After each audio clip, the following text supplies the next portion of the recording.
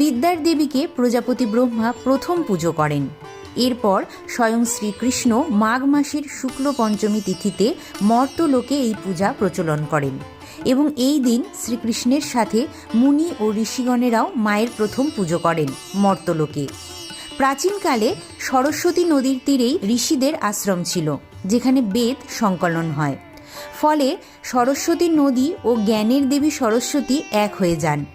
মা শ্বেত শুভ্র, বীণা ও পুস্তক তার হাতে শোভা বৃদ্ধি করে, রাজহংস তার বাহন।